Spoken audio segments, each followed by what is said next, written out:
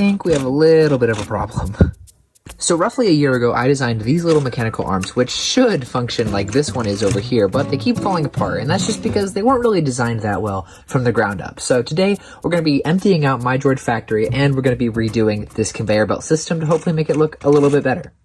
Now, the first thing that I don't like about my old conveyor belt design is how far off the ground it has to be, and that's because the conveyor belt has to spin all the way around, which means it has to be just as high off the ground as the droids are tall, and this, to me, just looks goofy. So what I came up with instead is this clip system where the droids can be clipped in by the clips on their little torso piece, and then it can be much, much lower to the ground. In fact, if you look at the difference of how high they are, it's actually kind of crazy. And this one also runs a lot smoother because it just has a lot less complicated nonsense to it. Alright, now it's actually been quite a while since that first clip, but now we have our first working prototype of the shorter tracks. And let me just say, this looks great and they work so much better than my other tracks did.